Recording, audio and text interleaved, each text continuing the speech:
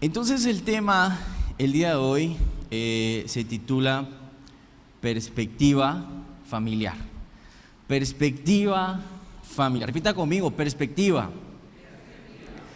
Y todos en algún momento de la vida tenemos perspectivas diferentes acerca de tantas cosas, ¿verdad? Pero vamos a hablar específicamente de relaciones, ya sea de familia, de amigos, de trabajo, etc. Ahora, la forma en que nosotros vemos a los demás es importante. ¿Será que es importante la forma en la que yo veo a la otra persona? ¿Será que es importante la forma en la que yo veo a mi esposa? ¿Será que es importante la forma en la que mi esposa me ve a mí? ¿Será que es importante la forma en la que sus hijos lo ven a usted? ¿Será que es importante la forma en la que nos vemos o la forma en la que vemos nosotros a otras personas o la forma en la que los demás me ven? ¿Será que es importante cómo usted me mira a mí? ¿Será que es importante lo que usted piensa de mí? ¿Será que es importante lo que yo posiblemente le transmito a usted cuando me ve? Pongámonos a pensar, ¿será que es importante? ¿O será que es importante cómo los demás lo ven a usted? ¿Qué piensan los demás de usted cuando lo ven en la calle caminando? ¿Qué dicen los demás de usted cuando lo ven en la calle caminando? Más en este pueblo que es tan especial, ¿verdad? Tan lindo, tan cariñoso, tan lleno de amor y misericordia, ¿verdad? Y algunos se ríen, ¿verdad? Porque ya saben el contexto, pero ¿será que es importante esto? Y poniéndome a pensar, porque definitivamente el David de hace años atrás hubiera dicho, no es importante, a mí no me importa lo que la gente piense o diga de mí. Ese era yo hace años atrás, ¿sí? Pero el día de hoy yo puedo decir, sí es importante, ¿sí? Sí es importante, ya que en ocasiones nosotros mismos o los demás generamos conceptos erróneos, ¿sí?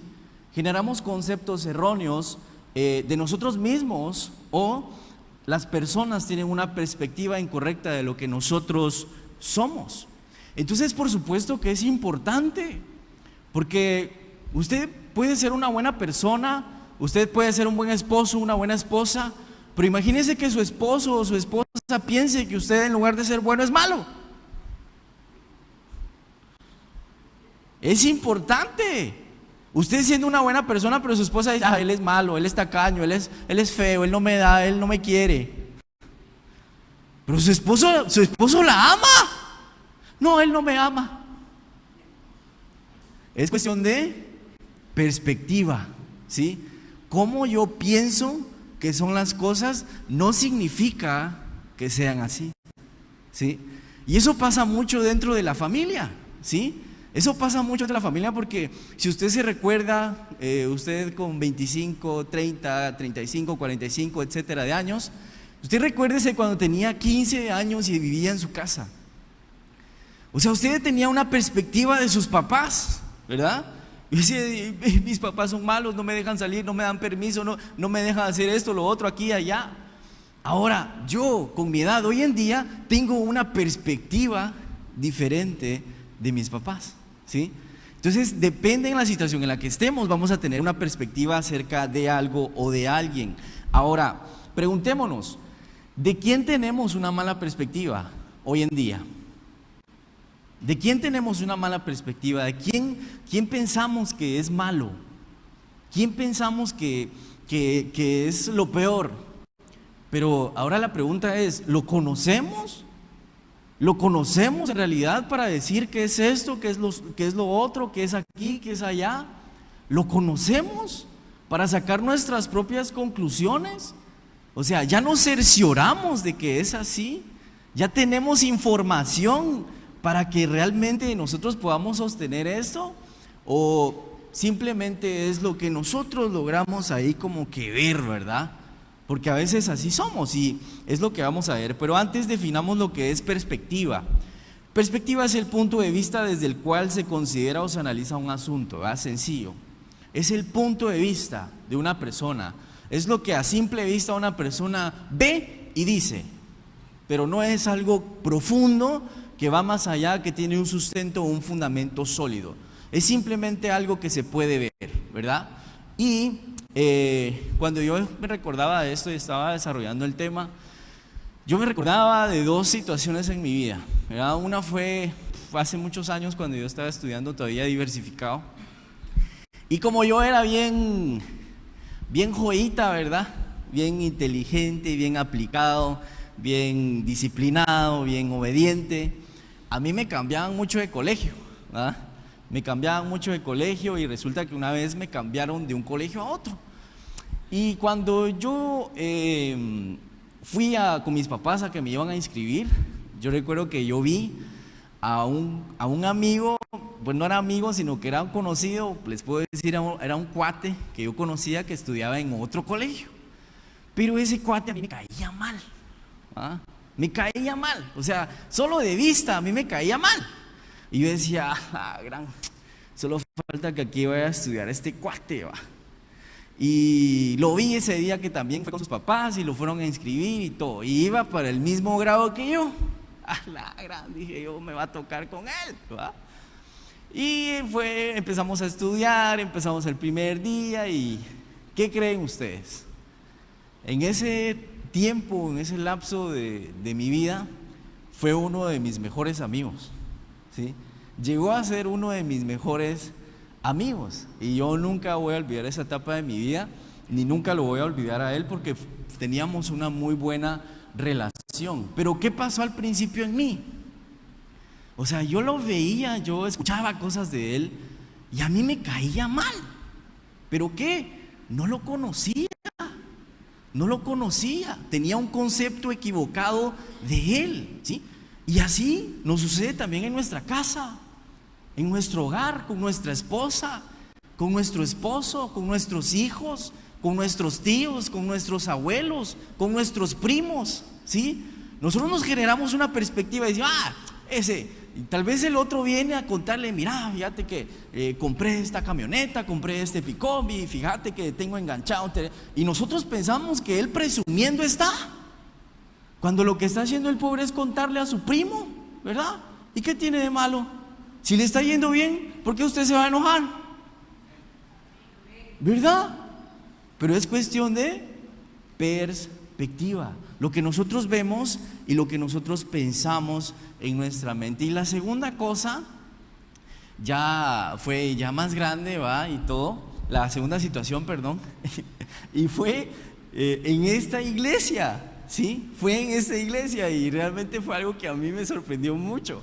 Y bueno, fue hace ya un tiempo, ¿va? Cuando yo había venido acá y yo iba saliendo de la iglesia después de un servicio y se acerca una persona, ¿va? No voy a decir obviamente el nombre porque pues vamos a reservar los derechos de autor. Y se acerca esta persona así, pero alcanzándome, ¿va? Alcanzándome. Y me dice, mira, fíjate que yo quería pedirte perdón. Perdón, le dije yo. ¿Y por qué me vas a pedir perdón? Fíjate que yo quería pedirte perdón porque vos a mí me caías mal, me dijo. Y yo abrí los ojos así como que, vaya, te caía mal. Sí, me dijo, vos a mí me caías mal, me dijo. Y yo te miraba y yo creía que vos eras un orgulloso, que eras vos aquí, que eras vos allá, que eras eso, que eras lo otro. Pero yo te he aprendido a conocer, he platicado con vos y he estado con vos y me he dado cuenta que es todo lo contrario, ¿va? Entonces yo le dije, no te preocupes, le dije, o sea, eso nos pasa, ¿va? O sea, a veces tenemos perspectivas incorrectas de alguien hasta que no lo conocemos, no vamos a saber realmente cómo esa persona es, ¿sí? Entonces les cuento estas dos cosas porque son situaciones que han sucedido en mi vida en donde yo y otra persona ha tenido una perspectiva equivocada y yo sé que a más de alguno de los que estamos acá nos ha sucedido o nos sucede todavía, ¿verdad? O nos sucede todavía. Y algo que tenemos que comprender, iglesia, algo que tenemos que comprender es que en ocasiones el enemigo se encarga de tergiversar nuestra perspectiva. En ocasiones el enemigo se encarga de tergiversar nuestra perspectiva. El enemigo se encarga de venir y meter celos. El enemigo se encarga de venir y meter envidia. El enemigo se encarga de venir y meter tantas mentiras en nuestra mente acerca de algo, acerca de alguien o acerca de alguna situación en nuestra vida. ¿Sí?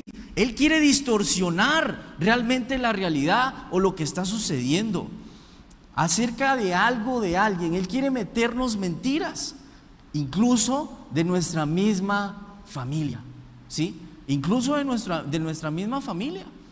Es increíble porque a veces, como la pastora predicaba el domingo pasado, casas vemos, o no, tienes casa o tienes hogar, pero creo que hubo una prédica, creo que fue el pastor que decía casas vemos, hogares no conocemos, algo así, ¿va?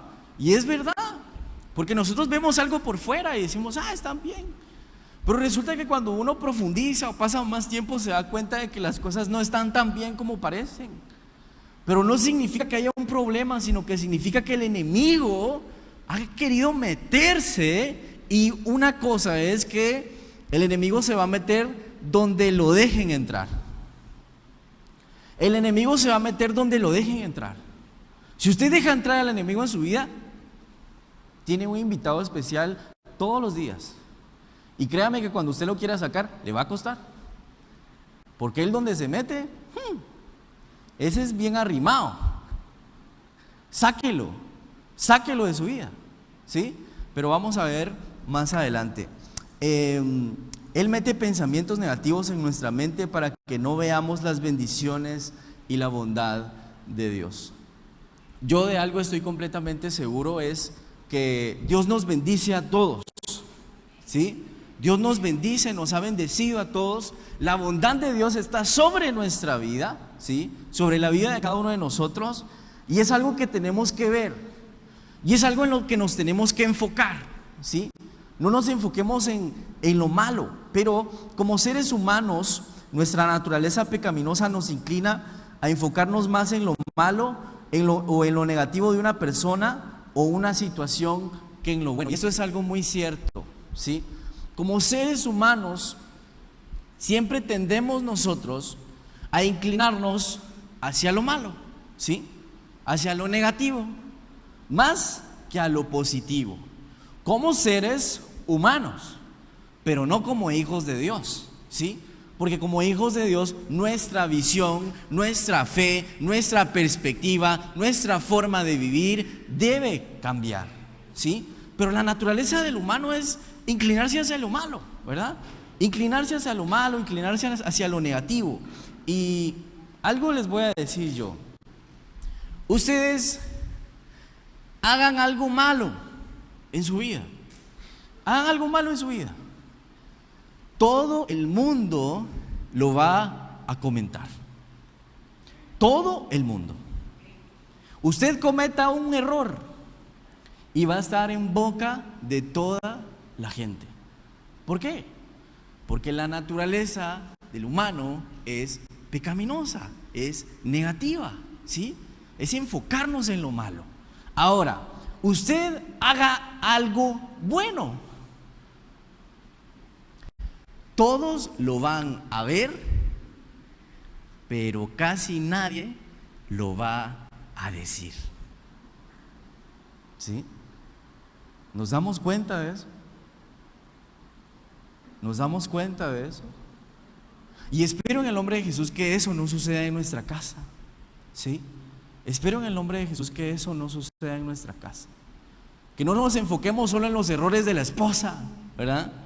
Sino que también podamos ver que nos cocina rico, como mi esposa, ¿verdad?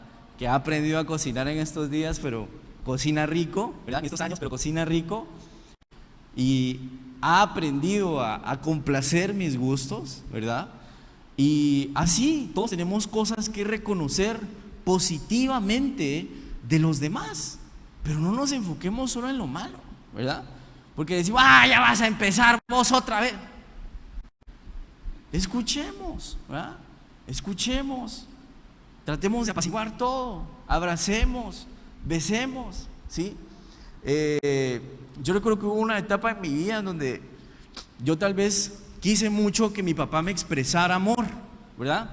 No sé por qué, ¿verdad? Pero yo creo que es algo que todos los varones tenemos, que necesitamos como que la afirmación del amor del papá, de la paternidad. Y mi papá resulta que no es para nada expresivo ni para nada cariñoso, ¿va? Entonces yo tenía una perspectiva de lo que mi papá era, pero hoy en día yo entiendo que por la forma en la que mi papá creció, por la forma en la que mi papá fue criado, es así. Y ahora, ¿qué pasa hoy en día? Yo no espero que mi papá me abrace, que mi papá me dé un beso en el cachete, sino que yo voy y yo lo abrazo. Si yo quiero abrazarlo, yo voy y lo abrazo. Si yo quiero darle un beso, voy y le doy un beso. O sea, no hay problema, ¿me entienden? Pero es cuestión de cómo vemos nosotros las cosas. No nos enfrasquemos solamente en lo que el enemigo ha depositado en nuestra mente. Ahora, la palabra de Dios habla acerca de unas persecuciones venideras que van a sufrir, obviamente, no solo todos los hijos de Dios, sino todo el mundo, ¿verdad? Y es algo que nosotros ya estamos viviendo, pero nadie habla y nadie menciona. Ya estamos viviendo persecución, ¿sí? Ya estamos en un tiempo de persecución. Y Mateo capítulo 20, versículo 21, porque si no, usted va a decir que yo no voy a usar la Biblia para predicar hoy y después a mí me va a caer, ¿verdad? Entonces toca leer la Biblia y dice Mateo capítulo 10, versículo 21, dice: el hermano entregará a muerte a su hermano, los padres traicionarán a sus hijos y los hijos se levantarán contra sus padres y los matarán. Cabal, la pastora mencionó la semana pasada un hecho que sucedió días atrás, en donde un joven viene y mata a su mamá, ¿verdad? Y tal vez nosotros escuchamos eso en la noticia y nos alarmamos, pero la misma palabra dice que el hermano va a entregar a muerte a su hermano. O sea, habla acerca de traición. En estos días vivimos traición. Dice, los padres traicionarán a sus hijos y los hijos se levantarán contra sus padres y los matarán. Ahora, ¿dónde se originan todas estas cosas? Todas estas cosas se originan en nuestra mente, ¿sí? Todas estas cosas se originan en nuestra mente, de la forma o la manera en la que vemos las cosas, ¿sí? ¿Por qué este joven mató a su mamá? No lo sabemos, ¿va? Pero posiblemente habían cosas en su mente que estaban equivocadas, cosas que él no ha comprendido, que no había entendido, ¿sí? Entonces el enemigo se encarga de venir y tergiversar, de modificar todo en tu mente y meterte mentiras, meterte falsedades y ponerte en contra de tu hermano, en contra de tu papá, en contra de tu tío, en contra de tu primo, en contra de tu familia. Esa es la función del enemigo hoy en día, poner a la familia en contra de la familia, ¿sí? Y el enemigo se ha metido sutilmente. Y es que resulta que ahora hay padres que no le pueden ni siquiera hablar a sus hijos. ¿Por qué? Porque si les hablan vienen como que son puercoespines, ¿va? Sacan las espinas y dicen, no, a mí no me puedes hablar, no me puedes tocar y no me puedes decir nada, ¿va? ¿Por qué? Porque hay cosas ahí que no se han comprendido de la manera que se tienen que comprender, ¿sí? Entonces tenemos una perspectiva equivocada de lo que es la realidad. Ahora, si no controlamos y sacamos de nuestra vida la ira, el enojo, el rencor, la envidia, la tristeza y el dolor de nuestras vidas, estaremos en problemas, ¿sí? Estaremos en problemas.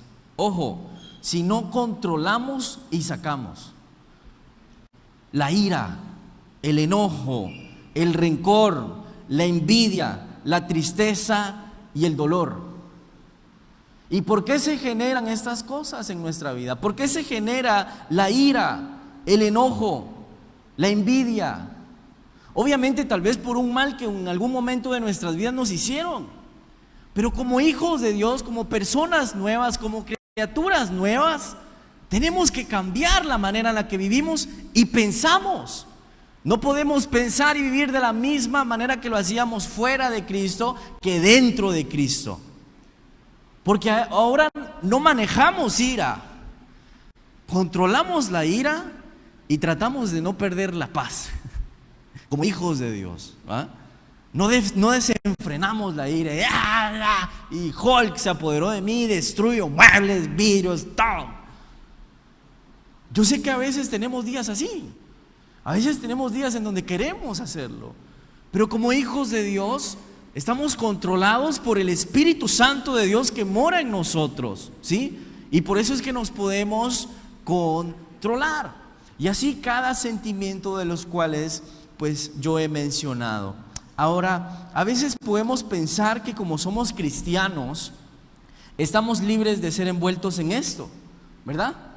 Pensamos que como somos cristianos en nuestra vida no hay ira. No, yo soy cristiano, yo no manejo ira. Pensamos que como somos cristianos, nosotros no tenemos rencor. No, yo no tengo rencor, yo ya dejé todo eso atrás, yo fui bautizado y me sumergí, volví a salir y vi una paloma que descendió en mí y ahora soy una nueva criatura. En mi vida no hay rencor. Como cristianos, ¿será que no tenemos rencor? ¿Será que no tenemos dolor? ¿Será que cristianos hay aquí que no tienen dolor? ¿Que no hay cosas en su vida que les duele? ¿Será que no hay?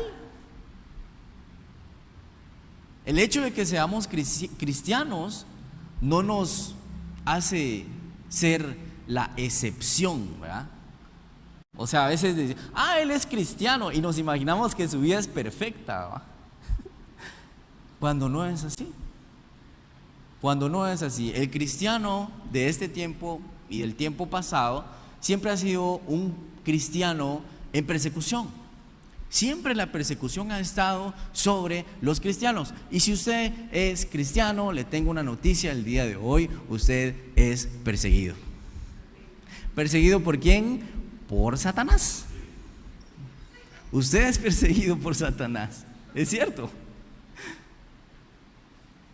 Porque estamos en un equipo rival, ¿sí? Y él quiere destruirnos. Él quiere alejarnos del propósito. Él quiere sacarnos del llamado. Y va a mover cielo, mar y tierra para quererlo lograr, ¿sí? Y saben que a veces como cristianos pasamos desapercibidos esto. A veces vivimos así como que una aureola y vamos flotando por todo moral. Y no sabemos que Satanás está empeñado en querer destruirnos la vida, ¿sí? Y por eso yo conozco personas que les viene una que otra, tras otra, tras otra, tras otra. Pero en medio de todo esto tenemos que permanecer firmes y ya lo vamos a ver en la palabra. ¿Qué es lo que nos toca a nosotros como hijos de Dios? ¿Qué es lo que nos toca a nosotros como hijos de Dios? Segunda de Corintios capítulo 10 versículo 5 dice así: destruyendo especulaciones y todo razonamiento altivo que se levanta contra el conocimiento de Dios. Cuando yo tengo una relación con mi papá, con mi suegro, con mi mamá, con mi hermana, etcétera, en una conversación se pueden dar tantas cosas, ¿verdad? Y me pueden decir tantas cosas. Y Satanás va a querer a veces tratar de modificar esa información y va a querer ponerme en contra de mi propia familia, por conversaciones, por circunstancias, por eventos. Va a querer ponerme en contra de mi familia. Pero la palabra de Dios dice que tengo que destruir toda especulación, que tengo que destruir todo razonamiento altivo que se levanta en contra del conocimiento de Dios. Todos esos pensamientos negativos, todos esos pensamientos de destrucción, todos esos pensamientos de ira, todos esos pensamientos de rencor, todos esos pensamientos negativos, tengo que destruirlos.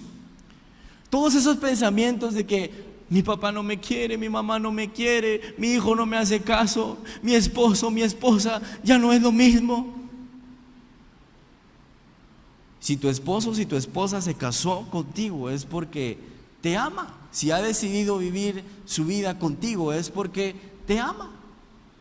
Si tu hijo está contigo, si tu hijo, pues es tu hijo, él te ama.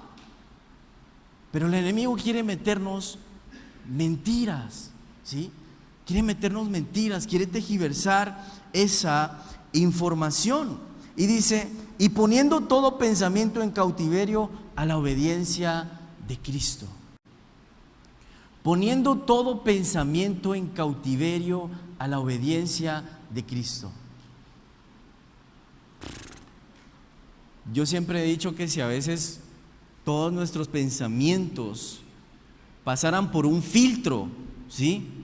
Y ese filtro sería Cristo. No sé cuántos pensamientos buenos o cuántos pensamientos se quedarían en nuestra mente. Porque yo estoy consciente de que a veces tenemos malos pensamientos. De que no se diga es otra cosa, ¿verdad?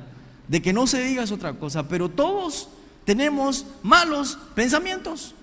Y el que diga que no tiene malos pensamientos es porque es mentiroso. Porque todos en algún momento tenemos un mal pensamiento de X o Y situación, ¿verdad? O de X o Y cosa. Todos en algún momento vamos a tener un mal pensamiento. Todos en algún momento nos vamos a encontrar en esa posición de que me hicieron, me dijo, ahora yo voy a hacerle. Pero como hijos de Dios tenemos que dominar nuestra mente y nuestro comportamiento. Ahora quiero que vayamos a Efesios capítulo 6. Efesios capítulo 6. Es impresionante porque yo considero que nadie en este mundo va a ser lo suficientemente bueno para decir lo soy, ¿verdad? El mismo Jesús le dijo a sus discípulos, no me llames bueno, bueno solo es mi Padre, ¿verdad? Pero resulta que nosotros a veces nos consideramos buenos. Yo soy una buena persona, pastor. Yo no tengo errores en mi vida. Yo trato la manera de hacer las cosas bien. Ahí está, trata la manera. Pero no significa que lo haga. No estamos libres de cometer errores. Por eso es que necesitamos a Jesucristo en nuestra vida.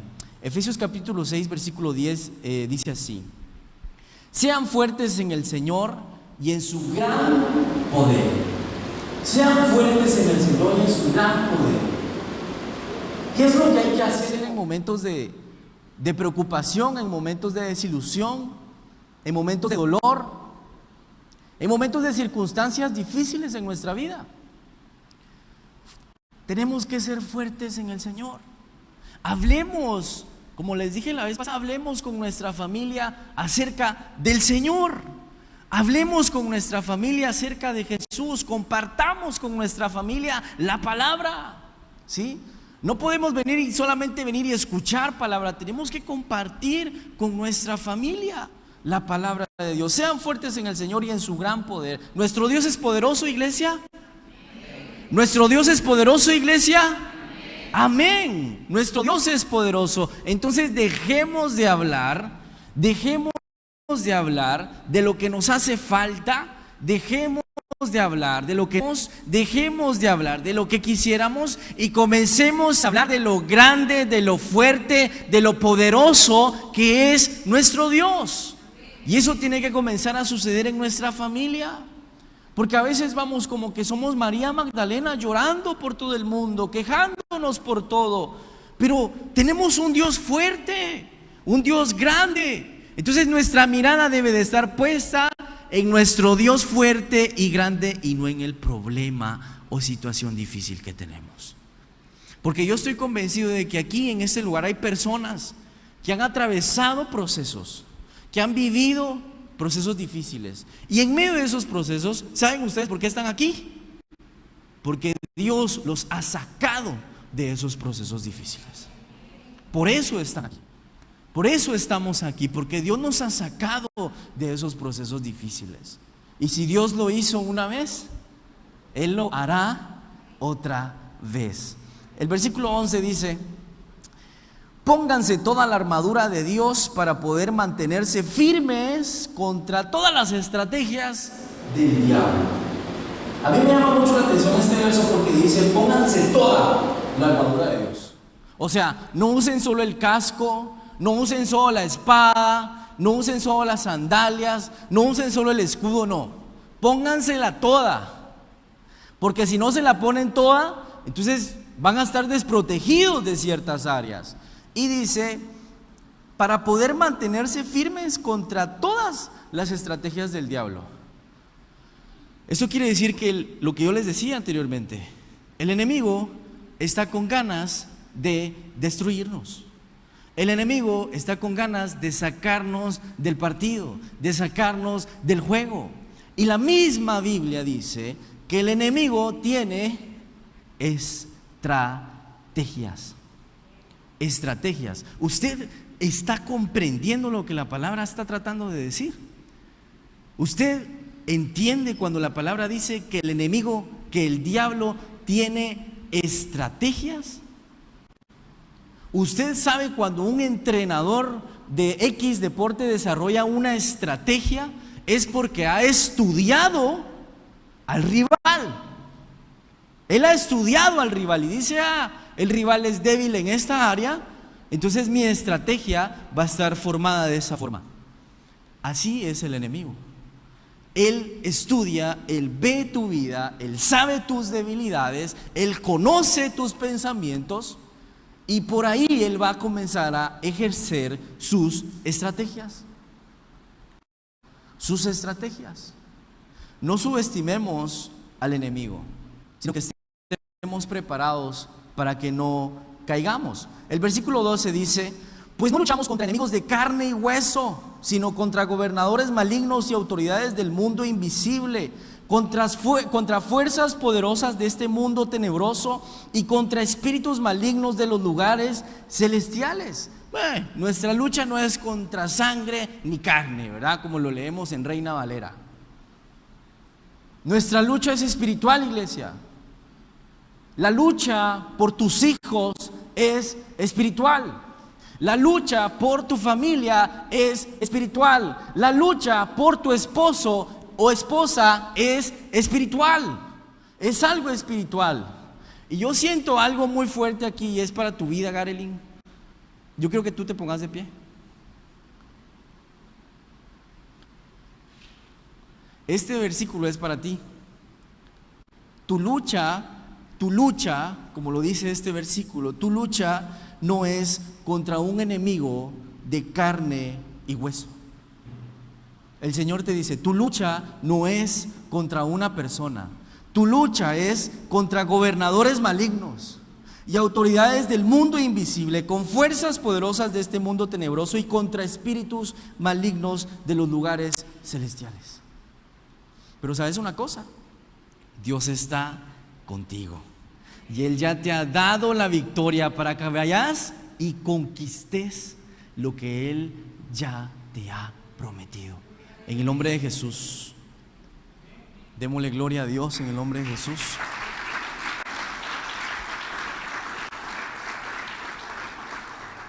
El versículo 13 dice, bueno, solamente quiero hacer mención acerca de esto. El mundo espiritual es muy real, demasiado real. Por eso estamos aquí. Pero yo leía una vez un libro y este libro decía esto, se me quedaba a mí. A veces pensamos que somos seres naturales tratando de vivir una vida espiritual, ¿va? A veces pensamos así, que somos seres naturales tratando de vivir una vida espiritual. Pero resulta que lo que verdaderamente somos son seres espirituales tratando de vivir una vida terrenal, ¿sí? Somos espíritu, iglesia. Somos espíritu. Este cuerpo un día va a morir. Este cuerpo un día no va a estar. Pero mi espíritu, nuestro espíritu, va a vivir eternamente con Cristo Jesús. Amén. Amén. Muy bien, y dice, por lo tanto, dice, pónganse todas las piezas de la armadura de Dios para poder resistir al enemigo en el tiempo malo. O sea, iglesia, hay un tiempo malo, ¿sí? Para el cristiano no todo es bueno. A veces es difícil recibir esa palabra, pero así es, así es. Nosotros quisiéramos vivir dentro de rosas y caminar dentro de felicidad, pero esta vida a veces no nos depara esto. La vida a veces nos depara tristeza, desilusión, fracaso, soledad, etcétera. Pero para estas cosas Dios ya nos ha preparado. Y dice: por lo tanto, pónganse todas las piezas de la armadura de Dios para poder resistir al enemigo en el tiempo malo. Así después de la batalla todavía seguirán de pie y firmes. Después de la batalla todavía tendríamos que estar de pie y firmes, o sea, en victoria. La situación, la posición original del cristiano es en victoria. Repita conmigo: yo estoy en victoria. No sé lo que usted esté atravesando en su vida, no sé los problemas que usted tenga en su vida, pero usted crea y declare que está en victoria. Póngase la armadura del Señor en el nombre poderoso de Jesús. Y dice el versículo 14: defiendan su posición poniéndose el cinturón de la verdad y la coraza de la justicia de Dios. Ustedes saben, iglesia, que hoy en día dentro de casa se maneja mucho una palabra que se llama mentira. Y esa mentira comienza como desde los 8 años. Cuando la mamá le pregunta al niño: mijo, ¿y el vuelto? Ah, por ahí lo dejé. Pero resulta que ya se lo echó a la bolsa. Desde ahí tenemos que hablar con la verdad, iglesia. Tenemos que hablar con la verdad, y eso es en casa. Eso es desde casa. Que no nos conozcan por mentirosos, ni nuestros hijos ni los vecinos. Que si nosotros decimos algo es porque así es, ¿sí? Y es porque así lo haremos. Hablemos con la verdad. Y dice: y la coraza de la justicia de Dios. Seamos justos, no seamos injustos, ni con nuestros hijos, ni con nuestra familia, ni con nadie. Seamos justos. O sea, un cristiano tiene que caminar en verdad y ser justo. Dos palabras muy fuertes que hoy en día se han perdido. Que hoy en día se han perdido. Y sigue diciendo el versículo 15: pónganse como calzado la paz, que proviene de la buena noticia, a fin de estar listos. La buena noticia es el Evangelio, ¿verdad? El Evangelio de Cristo son buenas noticias. Cristo ya pagó el precio en la cruz del Calvario. Esa es una buena noticia, y eso nos tiene que dar paz, porque es algo que tenemos que creer. Y saben, una de las cosas que yo hablaba con Michelle hace unos días atrás, que estaba uno analizando ahí ciertas cosas y uno dice: bueno, o sea, creo que hay mucha gente que ha perdido su fe. Aunque vengan a la iglesia, hay mucha gente que ha perdido su fe en cuestión a situaciones específicas, ¿sí? Tal vez no va a pasar, tal vez no va a suceder.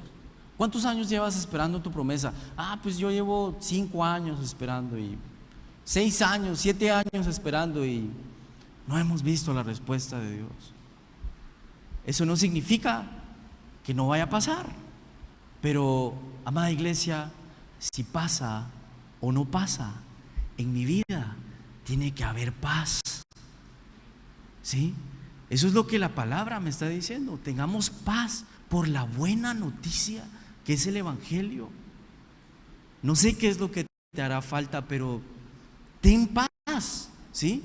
Disfruta tu vida, disfruta tu día. Refúgiate en el Señor. Y dice el versículo 16, y yo quisiera que me ayudaran con el piano. El versículo 16 dice así: además, levanten el escudo de la fe para detener las flechas encendidas del diablo. Del diablo. ¿Será que a usted le tira flechas el diablo? Ya que cambie mejor, diga usted. Pero dice que tenemos que levantar el escudo de la fe. ¿Sí? Yo sé y puedo percibir en el Espíritu que todas las personas que estamos en este lugar, me incluyo, hemos sido constantemente atacados por Satanás, ¿sí? Y tenemos que ser conscientes que estamos siendo atacados por Satanás, ¿sí? Pero como la misma Biblia dice, levantemos el escudo de la fe para detener las flechas encendidas del diablo. Y dice que cuando tú pones tu fe en Jesucristo, entonces esas flechas caen, no entran. Y esas flechas, ¿cómo pueden venir? Esas flechas pueden venir también en forma de pensamientos.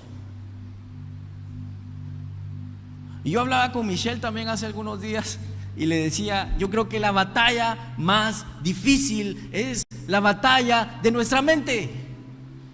Es más fácil pelear 1 a 1 con una persona porque rápido se sabe quién va a ganar.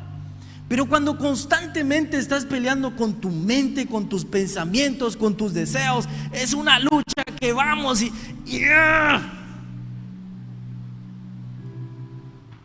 ¿Y cuándo se va a acabar esa lucha? Hasta que llevemos todo pensamiento cautivo a la obediencia de Cristo. ¿Qué es lo que Cristo quiere? ¿Qué es lo que Cristo quiere que pienses? ¿Qué es lo que Cristo quiere que hagas? Eso hace entonces. Eso decide hacer entonces. Porque si no va a ser una lucha de toda la vida.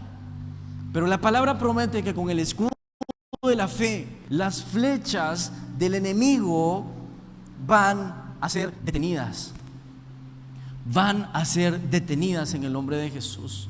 Y es algo que tú tienes que creer. Y dice el versículo 17: pónganse la salvación como casco y tomen la espada del Espíritu, la cual es la palabra de Dios. Pónganse la salvación como casco. La salvación como casco. Yo de verdad que considero que lo más valioso que Dios nos puede dar en esta vida es la salvación. La salvación es lo más valioso. Como le digo a los jóvenes constantemente, hoy estamos aquí, mañana no sabemos. Hoy estoy yo aquí, mañana no sé dónde voy a estar. No sé si este va a ser mi último día aquí en la tierra. No sé si esta va a ser mi última prédica aquí en la tierra. Pero de algo estoy completamente seguro: de que el día que yo muera, yo voy con Cristo. Y eso es algo de lo cual tú tienes que estar seguro, de tu salvación. Y dice: y tomen la espada del Espíritu, la cual es la palabra de Dios. La palabra de Dios. Esto es lo más importante que tú y yo podemos tener en este mundo. Pero ¿saben una cosa? Es a lo que menos le damos valor hoy en día. Yo estoy completamente seguro de que todos aquí en su casa tienen más de alguna Biblia. Ahora la pregunta es: ¿cuántos la agarramos para leerla? ¿Cuántos la agarramos para escudriñarla? ¿Cuántos la agarramos para aprender de Dios? ¿Cuántos la agarramos para escuchar la voz de Dios? Venimos a la iglesia tratando de escuchar la voz de Dios. Y ustedes saben qué hacemos como pastores para que ustedes escuchen la voz de Dios: leer la palabra. ¿Qué estoy haciendo ahorita? Leyendo la palabra. Y estoy completamente seguro de que Dios te ha hablado a ti así como me ha hablado a mí. Pero así como Dios te habla aquí, también te puede hablar en tu casa. También te puede hablar específicamente con tus problemas, con la situación que tú tienes en tu vida. Pero iglesia, no descuidemos la espada del Espíritu, que es la palabra de Dios, sino que hagamos que nuestra fe vaya en aumento. Y dice el versículo 18, que es el último versículo, yo los invito a que se puedan poner de pie.